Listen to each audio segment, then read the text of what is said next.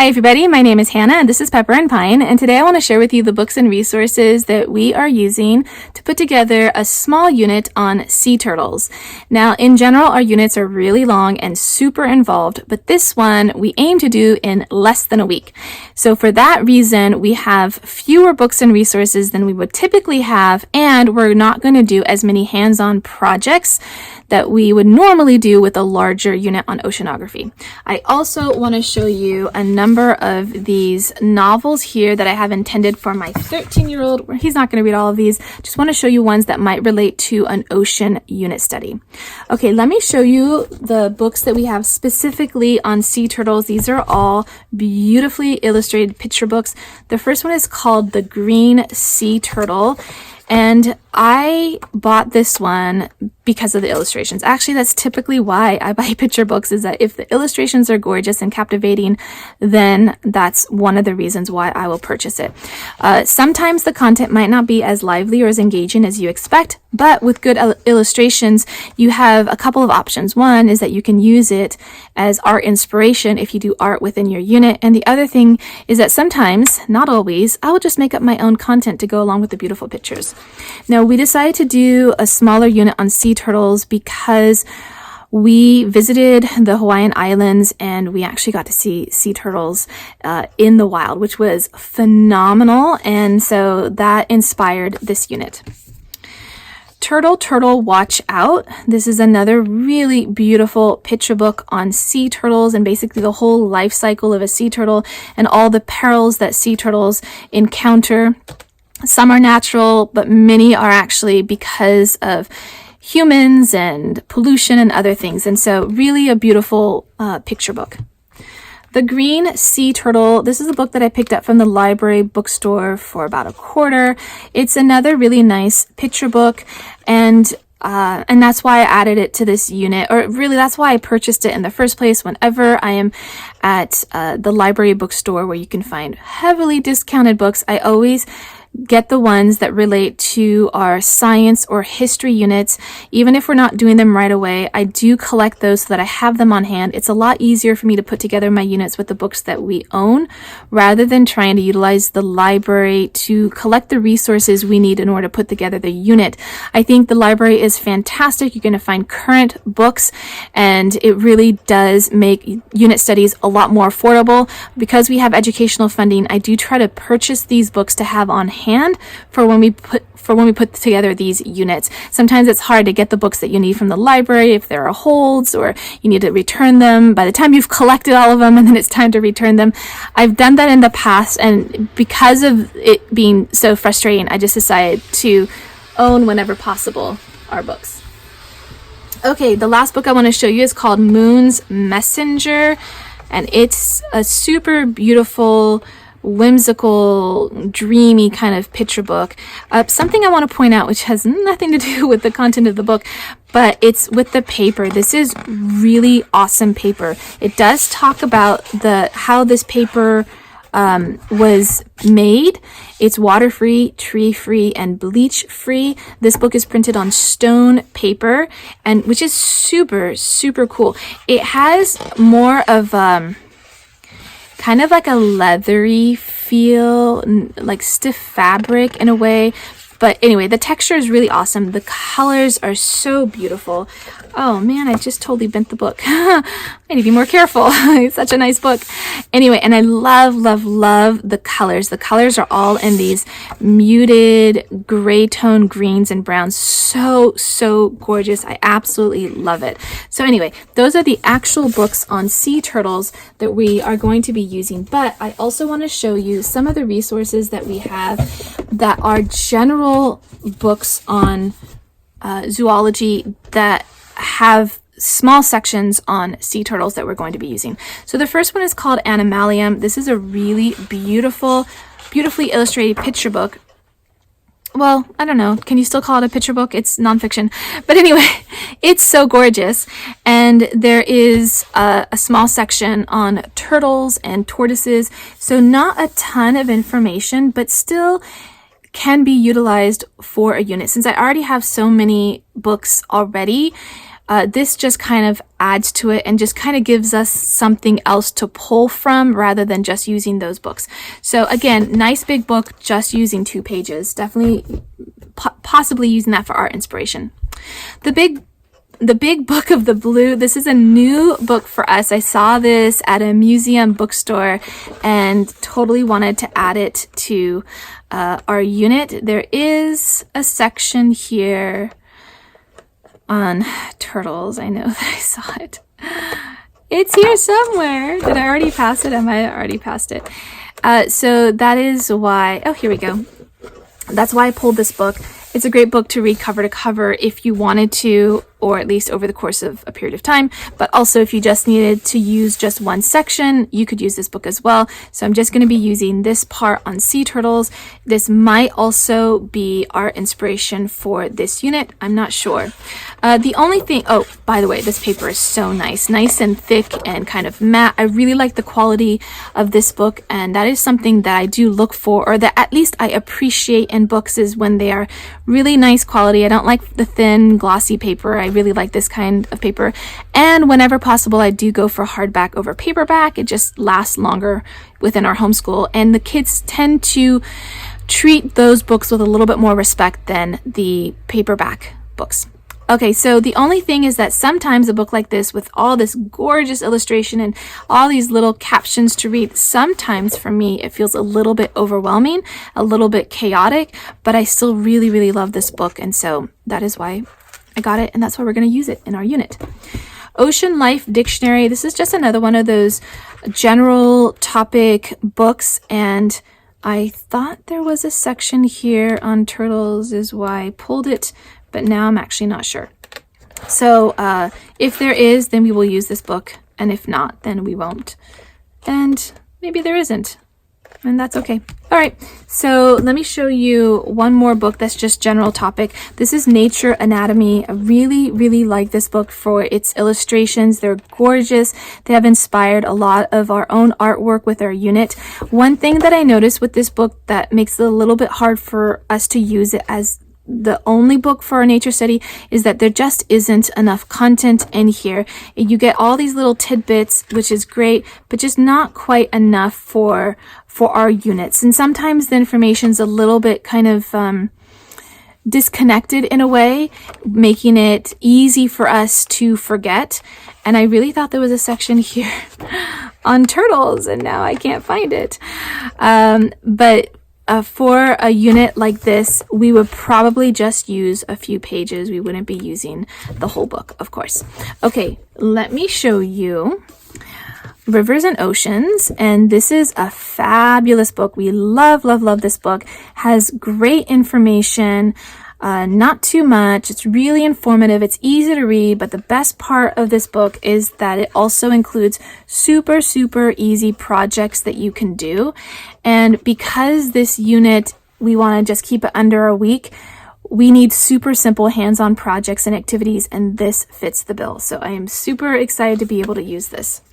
Okay, let me quickly show you the different books that we have here. Because I haven't read all of these, I cannot give you a full review of these books. These are just the ones that we had in our personal library that fit with an ocean theme, and that's why I pulled them.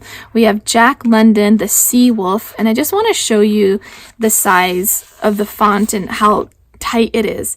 If your children are between the ages of 10 and 13, and they are avid readers like my son is, then you'll probably notice that the books that they are reading nope, not even this book. They're a lot larger. Number one, the font is bigger and there's a lot more space between the words. What I noticed with my children is when they transition from those books into basically their actual grade level, it was quite a challenge. And so I've done a couple of things in the past. One is that when I've assigned books like this to my students, and they have said, oh yeah, no problem, I can read that in no time, because they could read their books in no time, I found that this was super challenging for them, especially books by Jack London. They are slow. They have such rich, wonderful vocabulary. They're slow. I said that twice because they really are. And with the books I think that the children are reading today, they're a lot more fast-paced, a lot more interesting. I really like the character development. The plots are really interesting. These ones tend, in my opinion, to be a little bit slower. You really have to invest in them. The vocabulary is really rich. So I will read this aloud to them if I really feel like they're not going to read it on their own, or in some cases I might just provide the audiobook and have them do that. So I've got this. My son already tried to read this one and couldn't get past chapter 1. I think he said it was quite boring, but I still would like him to try. Just try, and otherwise we'll get the audiobook. Swiss Family Robinson. This was a fantastic book. We listened to the audio, we've read it, it's great. So works with children who are into that adventure and survival and journey, and just, it's awesome. Really enjoyed it, highly recommend it. That was a great book. Similar to that is Robinson Crusoe. This one's a little bit, well, because this is just a single person versus it being an entire family, it's just a little different. It works for some students, may not work for other students. This was a book that I read aloud to my children, and it was a good read. It was rich, it was interesting, and again, would work well with, I think, an ocean unit, because, when you're lost at sea, that works, right? The True Adventures of Charlie Darwin. This is a book on Charles Darwin, but it's told from, I believe, a historical fiction perspective. Carolyn Meyer does a lot of historical fiction that I've heard are really wonderfully written and very engaging. I have to say that I haven't read this one, but my son read about a third of it and found it boring and didn't want to finish. Unless I've read it and found it super great for other reasons, I wouldn't push this on my child.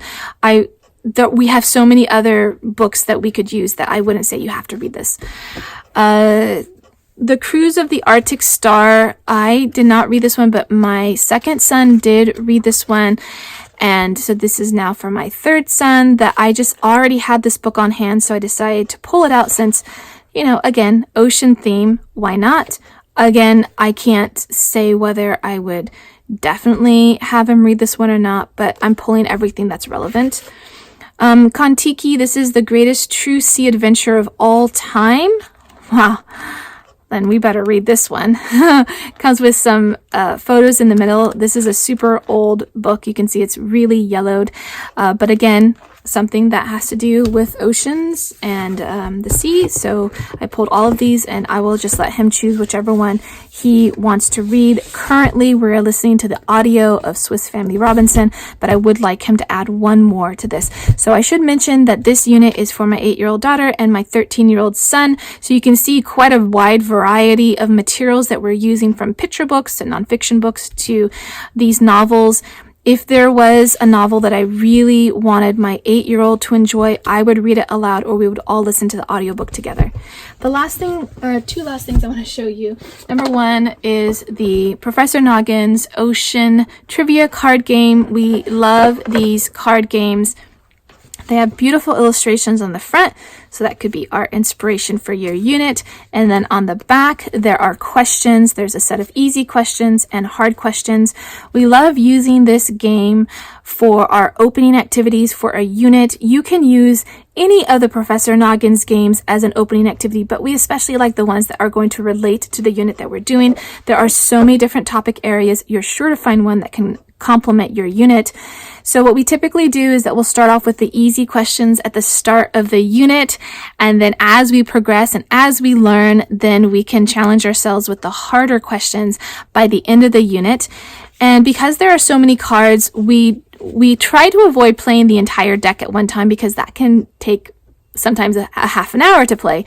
But sometimes we'll just do, like, say 3 cards for each student, or we'll play for 10 minutes, and then whoever gets the card right gets to keep the card, and at the end we tally it up and see who wins. And we don't do anything, it's just kind of fun to see. And let me just tell you, the kids win so often. They're so clever.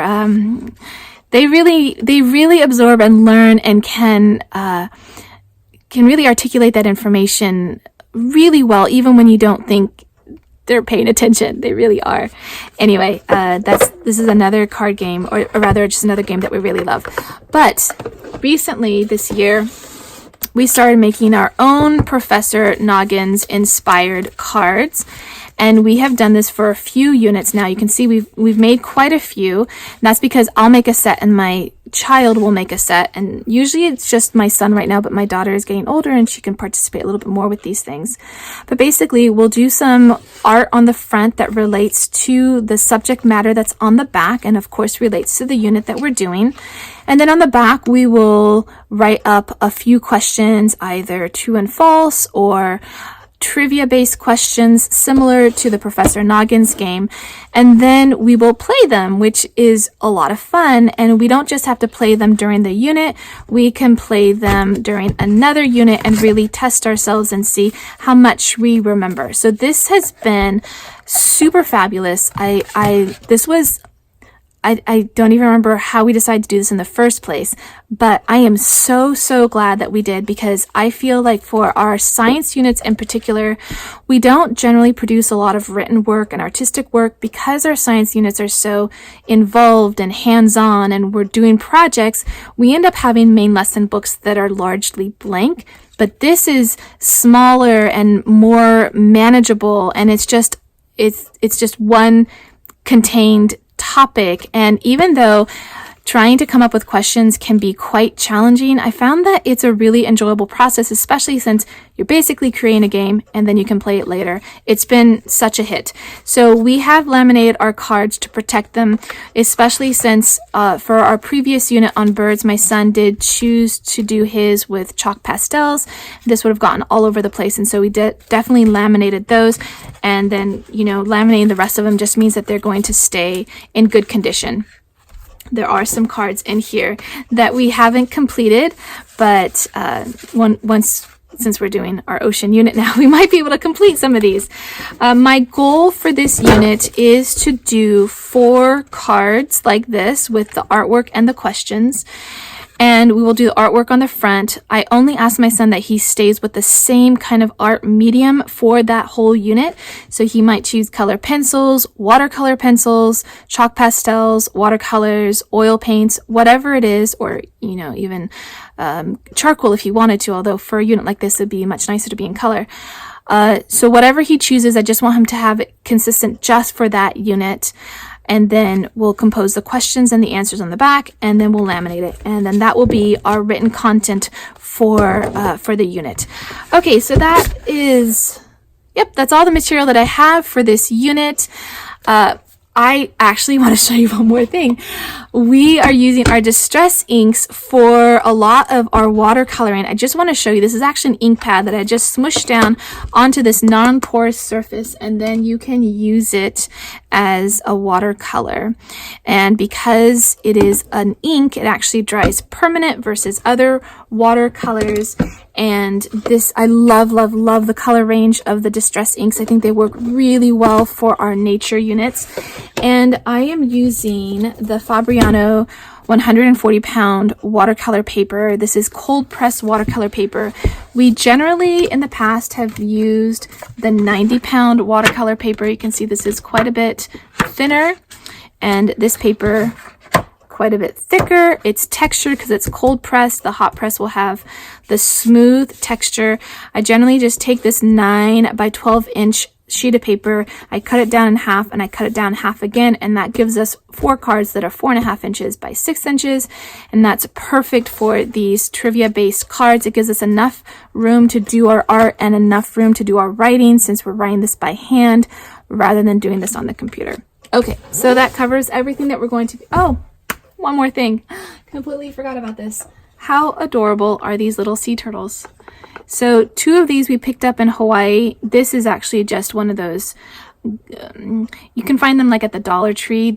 You put them in water and they kind of grow. So I just pulled the sea turtles that I had for this unit.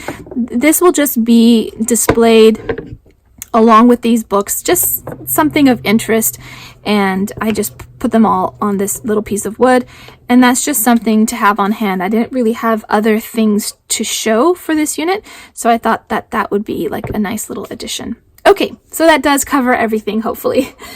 Alright, so if you'd like to see the projects and other videos related to this unit, you can tap on the screen right now. Don't forget to check out the blog post that accompanies this unit. You're going to find a lot more pictures and resources and links to the products that I'm using. And if you want to see how our homeschool is progressing on a daily basis, don't forget that you can find me on Instagram at Pepper and Pine.